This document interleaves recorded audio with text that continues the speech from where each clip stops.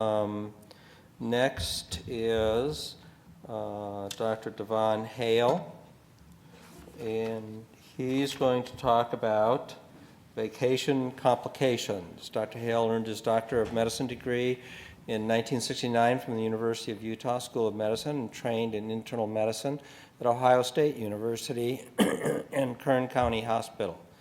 Excuse me. His infectious disease training was done at the University of California, Irvine, and at the University of Utah. He's a professor of medicine at the University of Utah School of Medicine, where he's a member of the Division of Infectious Diseases. He supervises travel clinics at the University of Utah and at 5 different health departments. He has traveled extensively to evaluate medical care in developing countries. And with that, to present Dr. Hale.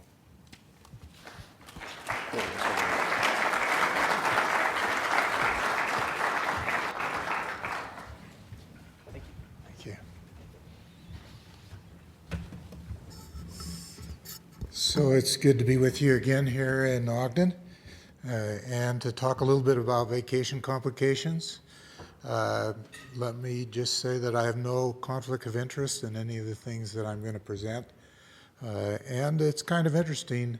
The Travel Medicine Society really began in 1990, and at that time we had almost no data with regards to what the risks were when we travel. I hope today to be able to give you a little bit of data that we've accumulated that kind of gives you risks for you and for your patients when they travel. We'll go on here and look. If this is a little bit old, but in 2005 there were all kinds of reasons to travel in the world, or all kinds of places to travel, and a lot of people going to Central America, Europe, the Caribbean, Asia. You'll notice that Africa doesn't even make the list on this, which is going to be a little bit important when we talk about malaria. When you look at the main purpose of travel, there are a number of reasons to travel. We do business travel or leisure travel or convention travel. If you look at the highest risk group, the group called VFR. VFR is visitors for families and relatives, visiting families and relatives. So this group of people are people who are immigrants to the U.S., and then they take themselves or their children back to live in the environment where they came from. So the biggest risk when you travel is the closer you live to the native people, the more likely you are to get their kind of diseases. So here's the first question. The most likely cause of death in travelers is, what do you think? Heart disease, diarrhea, road accidents, malaria, or swimming accidents? And you may be surprised. So the most common cause of death in travelers is heart disease. So another important thing with you as you travel or as you deal with patients that travel, that the number one cause of death is a disease that we carry ourselves. And it's kind of easy to see how that might occur if we sit in front of the TV for all year and then go to climb Mount Kilimanjaro. That's a stress. That's as good as a stress test. There are some precipitating things that might bring this on, but that's true even in younger individuals. So it's still the most common cause of death is cardiovascular disease, with road accidents being second. And road accidents are serious trouble. If you look at the deaths per mile traveled in Kenya, Africa, it is 90 times what it is in the U.S. So when you go to Kenya, Africa, one of the risks that you take is just getting in one of their cars with one of their drivers. That becomes an important thing. Obviously, then we do the things that we do here. If we have seat belts, we wear seat belts. If you have a crazy driver, you either change drivers or you bribe the driver. I find bribing works best. And then swimming accidents. Approximately half of the swimming accidents are associated with alcohol use. Another risk behavior. And then the rest of the 17 are spread about among a number of different things. And do you think, as we think of travel, we think a lot of infectious diseases, at least I do. And yet, when you look at mortality from those, very seldom are they the cause. So down in the 1 to 2% range for death. On the other hand, if you look at what makes you sick when you travel, we have some wonderful diseases that do that. They're infectious. So what is the most likely illness that you'll get as a traveler? Diarrhea, respiratory, or skin rash? What do you think? So diarrhea trumps everything. Diarrhea but they're listed in order. So the number 2 is respiratory disease, and the number 3 is skin rash. So I think that's how come I got invited to this meeting, because it's on skin rashes. I'm not going to spend much time on skin rash, but if you think of that, most of the skin rashes that we have as we travel are injuries, insect bites, bites of other animals that are where we're going, and then allergic reactions. So those are the kind of things that we look at skin rashes, and I think that's about my contribution to skin rashes. Let's go on then and look at diarrhea. So sometimes there's some things that are alarming. One of the alarming things is people going to Haiti and the prevalence of cholera in Haiti. So in Haiti in the last little while, they've had 209,000 cases of cholera, of which about a little over 4,000 people have died. If you look at, however, who gets those, it's the natives that are there. Very seldom do we, when we go in and out, get cholera.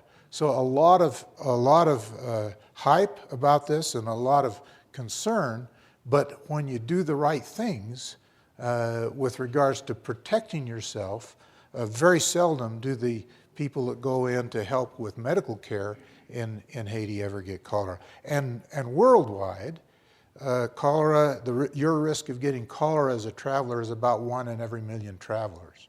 So not a high risk, but an inflammatory risk because of how serious that is, and we become much more concerned when we have the outbreaks. So what kind of diarrhea do we get? Well, we get traveler's diarrhea, and the incidence is anywhere from 10 to 70%. One of the first publications of this problem was a group of gastroenterologists that went to Mexico, and about 70% of them got diarrhea while they were there. That concerned them enough, they came back and wrote an article about it. So you look at the kind of risks that we take, and it's food, water, and person to person.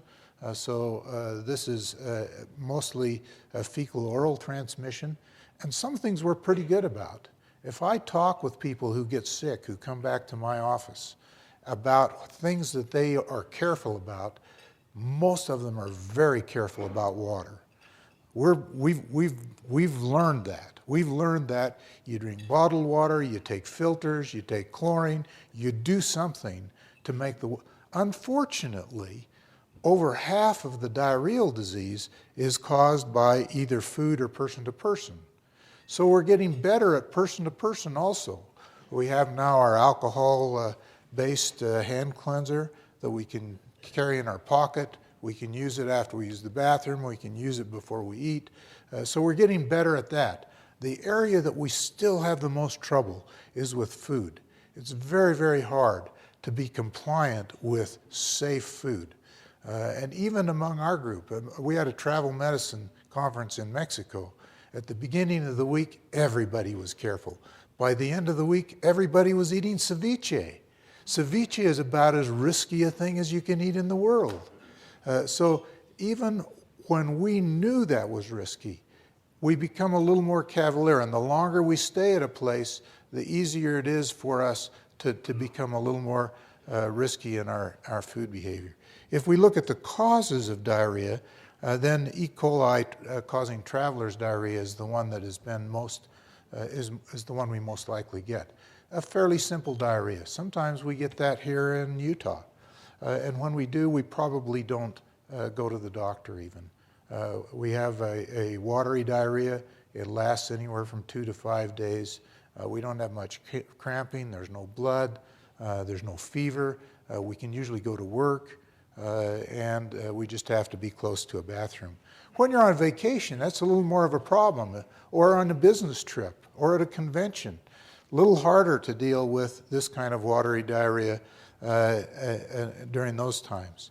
And then other kinds of diarrhea, a smaller number are invasive, so Campylobacter, Shigella, Salmonella, and then norovirus and rotavirus. Norovirus and rotavirus have essentially accounted for a huge number of diarrheal diseases that occur here in the U.S. So it's estimated that approximately every year, 75 million people in the U.S. get either norovirus or rotavirus.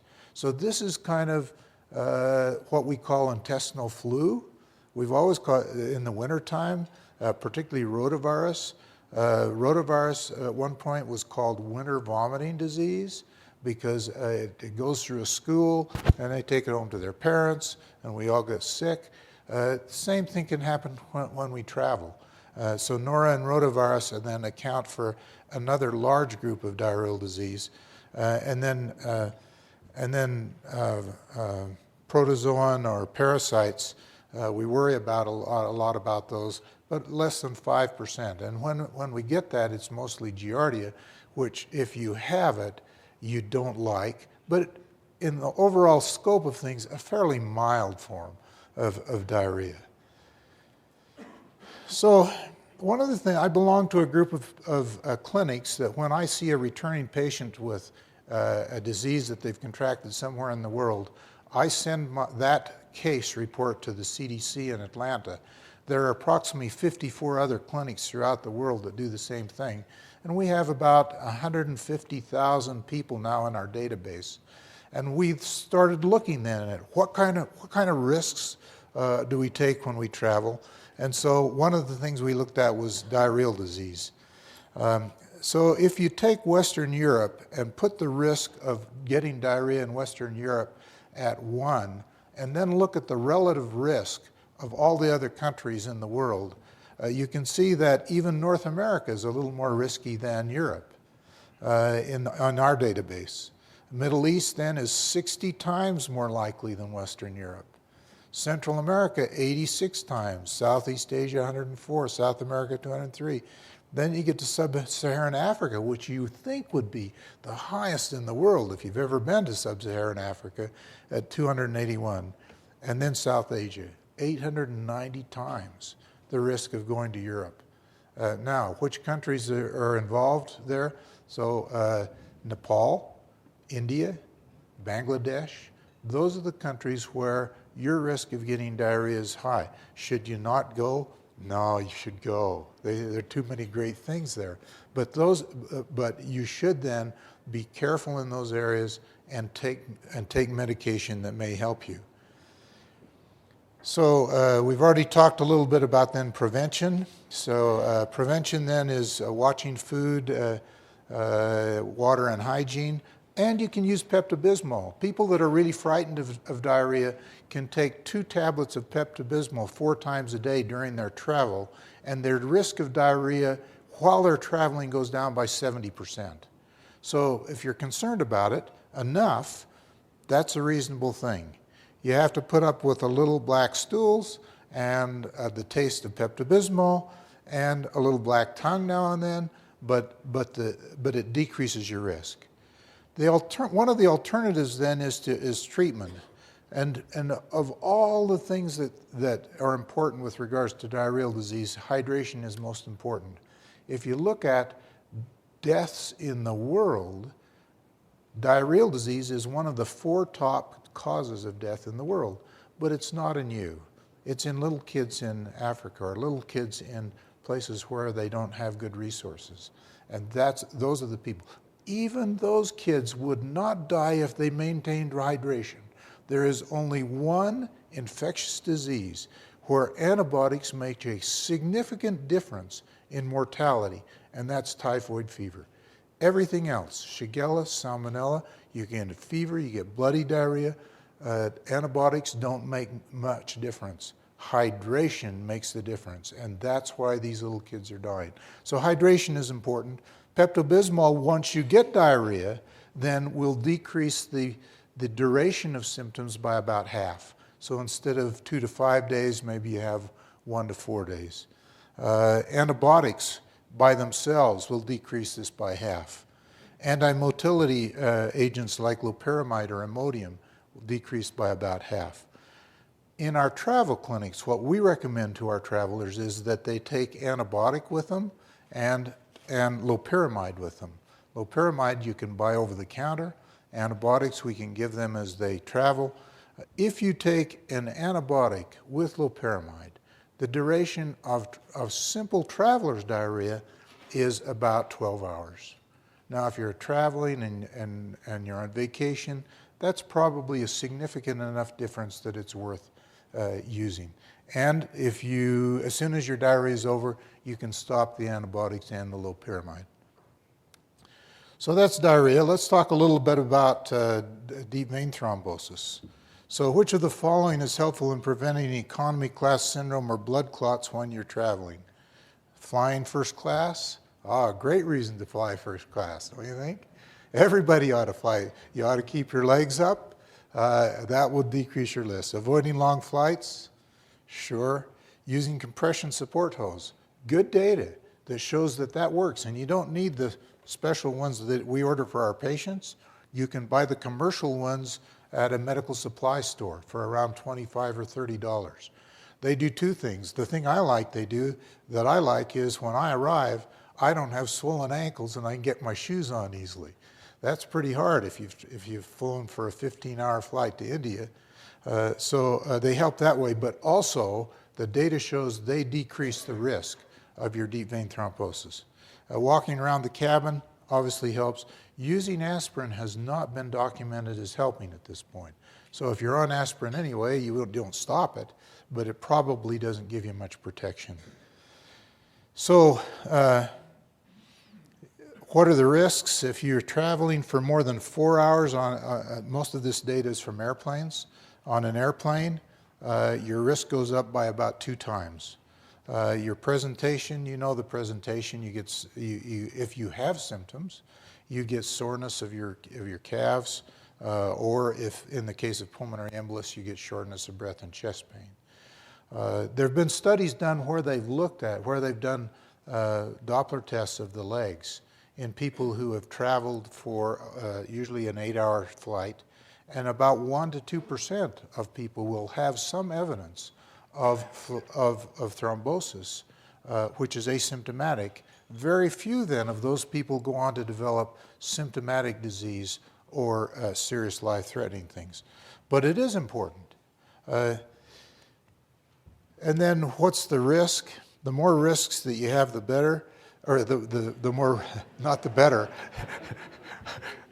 The more risks you have, the more likely you'll have in trouble. And if you go down this list, every one of us has 2 or 3 of these. So I'm not sure how valid this is, other than there are some that are much more risky. So hormone therapy, previous thrombophlebitis, an inherited or acquired hypercoagulable state are all higher risk concerns when we travel. So how do we prevent this? We stay hydrated, wear loose-fitting clothing that doesn't obstruct flow, particularly from the lower part of the body. Walk and stretch. If you can't walk, if you're in the window seat and you can't get out, if you just move your ankles up and back and pump your muscles, that may be as good as walking around. The compression stockings we've already talked about.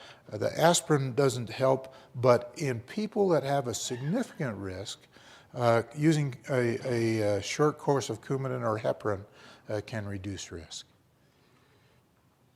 All right, let's go on then to malaria. So malaria is a disease that is decreasing in frequency in the world, and we're very happy about that. So we're down to now to about 750,000 deaths per year from malaria. And when we travel, we are at fairly high risk, because the people that are most likely to die from malaria are people that have never had it before. That may be you and I. So when we go to a malaria area, our goal would be to try and prevent getting malaria. And there's some new things then with regards to treatment of malaria. So what is the most effective medicine for treatment of malaria? And the answer is number 5, artemether and lumefantrine. So artemether is an herbal medicine derived from a herb called wormwood. You may have many patients that are taking wormwood. I don't know that it helps with anything else, but if you get the right dose of it, it treats malaria more effectively than anything else we have. And it's now available in the United States, and you can see the commercial name there. But that is the most effective medicine to treat simple malaria. You can get it at drugstores, or you can have them order it from drugstores. It costs about $85. In Ghana, it only costs $3. So if you want to fly to Ghana, you can get it much cheaper. But proven to be the most effective treatment for malaria. So where do we get malaria? So remember in our pie chart, Africa didn't even make the list, and yet 85% of all malaria in the United States is from Africa. About 15% comes from the rest of the world. We have about 1,500 cases of malaria every year in the United States, and about anywhere from 5 to 10 deaths from Africa. How do we prevent it? It's carried by a mosquito, so anything we can do to decrease mosquito bites is helpful. So mosquito repellent, DEET, there's a new picaridin insect repellent for those people that don't like DEET that works pretty well. There's a substance called permethrin that's an insecticide that you can put on clothing. And you can get that from outdoor stores. That not only helps with mosquito bites, but tick bites, flies. You put that on clothing, spray it on, let it dry. Its effect will last approximately 6 weeks. So if you're going to Africa, you take a couple of sets of clothing, spray it with this. That decreases your risk of insect bites. Screened rooms, air conditioning, bed nets help, and then medicine. And so if you're going to a high enough risk area, you should take medicine that would prevent malaria in case you were exposed. Chloroquine used to be our drug of choice, still is for Central America and Haiti. The rest of the world has resistance, so then we have Malarone, doxycycline, and mefloquine. Malarone is probably the one with the least side effects, but also the most expensive. It has just gone off patent. What we hope is the price will come down low enough that that will be a more acceptable prevention. Many of our medical students use doxycycline, really inexpensive, but carries some side effects then that are of some concern. And then diagnosis of malaria. When you see a patient that comes back from a malaria endemic area with fever, malaria should be one of the top diagnoses that you put on your differential. The other one that you need to put on the differential is typhoid.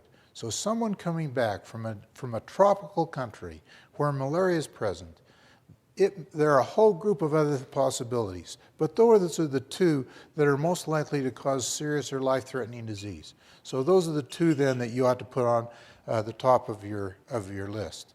And in the United States, the thing that is related to people that die is delay of diagnosis. So if you look at the people that have died, their average time from the time they develop symptoms till they start treatment is 8 days. 4 of those are usually the patient waiting to find health care. 4 of those are our fault. Once they see us, in these people that died, the delay was 4 days from the time they saw a medical care provider until medication was started. So important for us then to look at ways to do that, and we need to push our laboratories. You need to have a report back within 2 hours from your laboratory of a malaria smear. And then there's a rapid test now that looks like it will be worthwhile. It's almost like a pregnancy test. You put a little blood, a little developer, you wait 10 minutes, you can tell. So when that's available, that also is a way to speed up. And then finally, treatment, and the same medicine that we use for oral treatment that we talked about at the beginning can be used as artesunate that you can get from the CDC. And again, worldwide, this is the medicine that is most effective in treating malaria. All right, what are the most common diseases contracted on cruises? So what kind of things happen to you on cruises? So what do you think? Respiratory disease, diarrhea, malaria, sunburn, chikungunya. Chikungunya is one of my favorite diseases of the world, so I'd like you to all vote for that. However, if we look at this, sunburn is probably the most likely. And when you look at people on a cruise, we see a lot of people going on cruises. They go everywhere. They go for approximately 7 days, and they're in a confined space with a lot of other people. So what kind of things happen?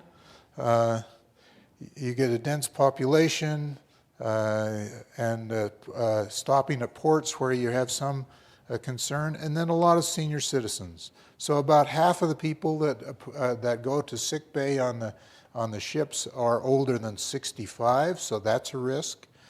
The diseases then are respiratory tract infections, number one, and most of that is just the common cold, but there have been great epidemics of influenza aboard these. If you get one person on board a ship with influenza, terrific opportunity to spread it to other people. And then occasionally Legionella has been found as an outbreak in an outbreak setting.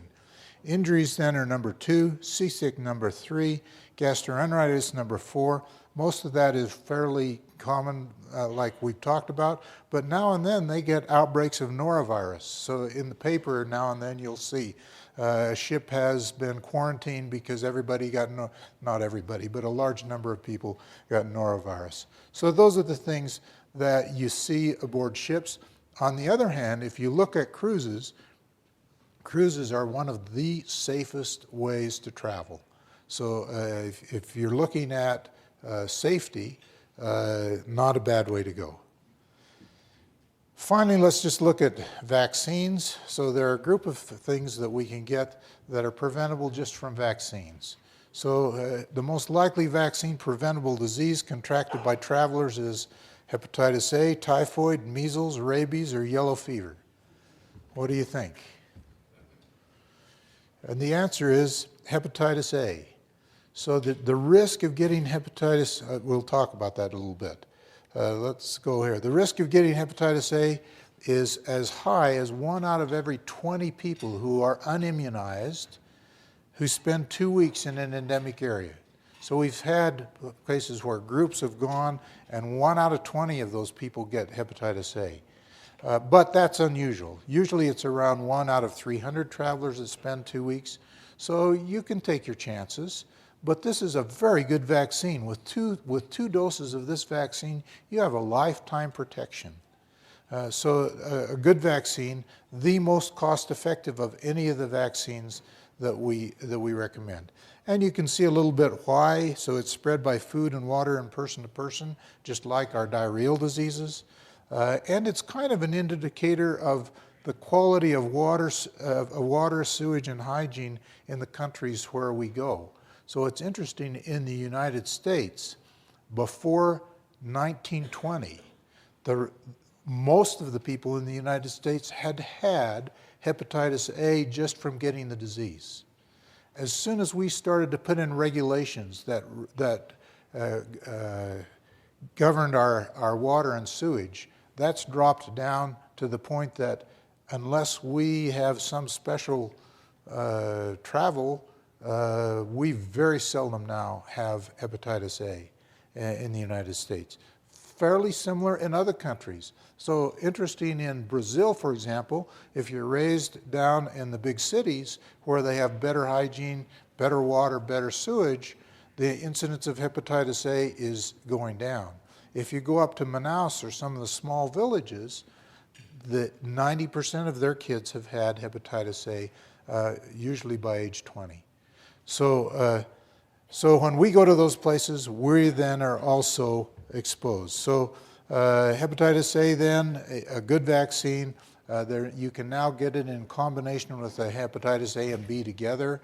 Most of us should have already been immunized against hepatitis B. But your patients may not have. Other vaccines, the Tdap vaccine then with pertussis, an important advance in vaccines. If you've not had a pertussis vaccine as an adult, the next time you go in to get your tetanus diphtheria, you should get the tetanus diphtheria immunization that also includes pertussis. Particularly important as healthcare providers, but also important to other people. Pregnant women now recommended so that they will pass antibody on to their child. And then some of the things we find out is grandparents are fantastic vectors of this bacteria to their grandchildren. So even us old guys ought to get a pertussis vaccine. Typhoid, the chance of getting typhoid, even if you go to India, is about 1 out of 35,000 people that spend 2 weeks. So there it's a little harder to decide whether you want it. If you're the kind of person that wants to be protected, you get that. If you're willing to take that risk, then you don't. Other vaccines then, meningococcus if you're going to sub-Saharan Africa, Japanese encephalitis if you're going to Asia, and then other regular vaccines. So influenza, really important. And we need to remember when we travel that the influenza season in the southern hemisphere is during their cold months also. Important to do that. Pneumococcal, important particularly for older people or people with underlying risk diseases. Herpes zoster, not a bad idea. HPV, and important.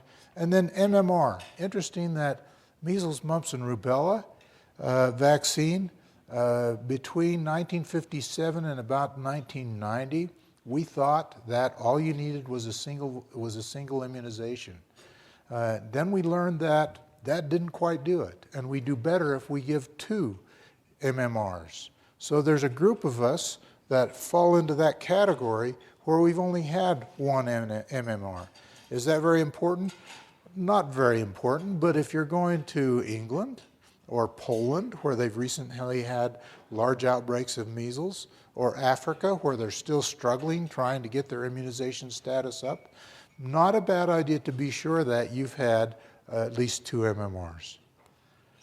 And then finally, dogs, cats, bats, mongooses, you should be careful. Don't be friends with animals as you travel. There are too many risks. There's not only risk of rabies, there's first just the risk of the bite, but the risk of rabies in the world, dog rabies in the world is a serious problem. Herpes B from monkeys, a lot of people like their pictures taken with monkeys. Not a good idea. And then what happens if you do get bitten? You wash the area, and then you evaluate to see whether there's some kind of risk for rabies or herpes B. The one change then with the rabies vaccine recently is that we've gone to 5 shots post-exposure to 4.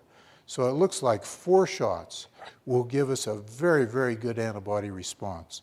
So the recommendation now is that you get a shot at day 0, 1, 3, and 7 days, and then you get rabies immune globulin with that. So those are the things that we worry about when we travel. Most of us don't get anything, and we're very happy, and we have a great time. But it doesn't take much effort to do some things that just help us make this a better time and a better travel experience. Thank you.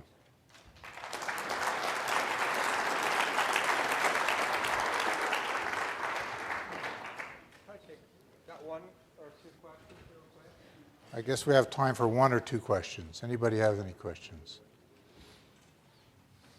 Yes.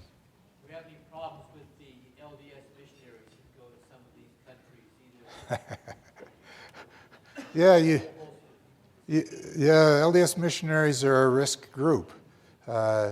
Fortunately, most of the serious diseases aren't a problem. And if you look at, it's just amazing, if you look at senior LDS missionary couples that go, almost no trouble. They handle food, they handle water, they do all the things to stay safe. So it's usually the young missionaries that are living more like native population. They're the ones that develop more significant illness. One more?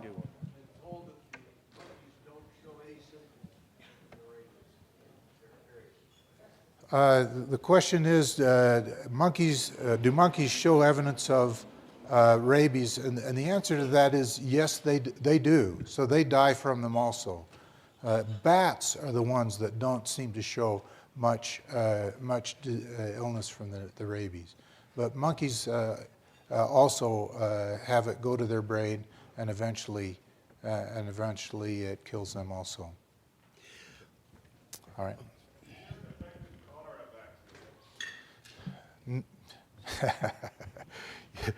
Yes, it's only 50% effective, however, and it's not licensed in the U.S. Because it's 50% effective. You need 2 shots, and the protection only lasts 6 months. So it has not been. It's not been licensed in the U.S. There are some good ones that look like they might be coming along. So if they come along, then we may have something for cholera. At this point, no. Dr. Hale, could you May comment? I comment on one other traveler danger that was emphasized to a group of us that went to Haiti after the earthquake, and that is the risk of kidnapping. The emphasis is to stay in groups, in populated areas. Be aware of that risk because we're valuable commodities to those that would hold us ransom, and don't get on the back of motorcycle taxis because you can't get off before they turn into an alley that you don't want to be in. Yeah. Very good point. Thank you very much. Huh.